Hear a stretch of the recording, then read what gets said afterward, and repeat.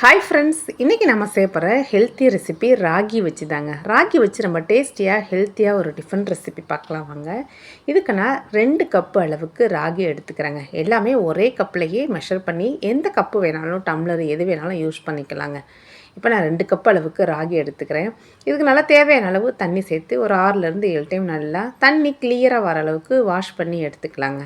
இப்போ இது மூழ்கிற அளவுக்கு தண்ணி சேர்த்துக்கலாம். ராகி நமக்கு நல்லா ஊறி வரணுங்க. அப்போ தான் நமக்கு ஈஸியாக அரைப்பட்டு வரும். இன்றைக்கி இது எல்லாத்தையும் நான் ஓவர் நைட்டு தான் ஊற வச்சு எடுக்க போகிறேன். 2 கப்பு ராகிக்கு மெஷர் பண்ண கப்லையே 1/2 கப்பு உளுந்து, 1/2 ஸ்பூன் அளவுக்கு வெந்தயம். நான் இன்றைக்கி தோல் உளுந்து, முழு உளுந்து எடுத்திருக்கேன். நீங்கள் தோல் இல்லாத உளுந்து கூட யூஸ் பண்ணிக்கலாம். இதையும் வாஷ் பண்ணிக்கலாம். இப்போ மெஷர் பண்ண கப்லையே ஒரு 1/2 கப்பு அளவுக்கு அவல் சேர்த்துக்கலாங்க. அவலை வாஷ் பண்ணிவிட்டு அரைக்கிறதுக்கு ஒரு 1/2 அன் ஹவருக்கு முன்னாடி ஊற வச்சு எடுத்துக்கலாம். பாருங்கள், ராகி நல்லா ஊறி வந்துடுச்சு. இதை ஓவர் நைட் ஊற வச்சு எடுத்துக்கிறேன். இப்போ ஊற வச்ச எல்லாத்தையும் காலையில் பார்த்திங்கன்னா நல்லா ஒரு டைம் வாஷ் பண்ணிவிட்டு அப்படியே ஃப்ரிட்ஜில் எடுத்து வச்சுட்டேங்க. ஒரு 9 o'clock போல் இப்போ நான் மாவை அரைக்க ஸ்டார்ட் பண்ணிட்டேன். இன்றைக்கி நம்ம ஒரு மிக்சியில் தான் அரைக்க போகிறோம். நீங்கள் ஃப்ரிட்ஜில் எடுத்து வைக்கலை அப்படின்னா இது கூட ஐஸ் க்யூப் சேர்த்து அரைங்க. ஃபஸ்ட்டு உளுந்த மிக்சியில் சேர்த்து நல்லா இந்தளவுக்கு பந்து மாதிரி அரைக்கினாங்க.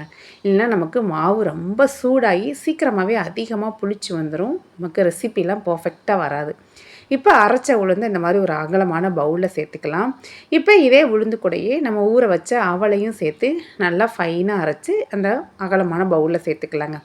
இப்போ ராகியை சேர்த்துக்கலாம். ராகியில் தண்ணிலாம் எதுவும் இருக்கக்கூடாது. தண்ணிலாம் எதுவும் இல்லாமல் நல்லா வடிச்சிட்டு நல்லா ஃபஸ்ட்டு நல்லா அரைச்சிட்டு அதுக்கப்புறம் கொஞ்சம் கொஞ்சமாக சேர்த்து தண்ணி ஊற்றி அரைக்கணுங்க. ஃபஸ்ட்டே நம்ம அதிகமாக தண்ணி ஊற்றி அரைச்சோன்னா ராகி மிக்சியில் அரைப்படாதுங்க.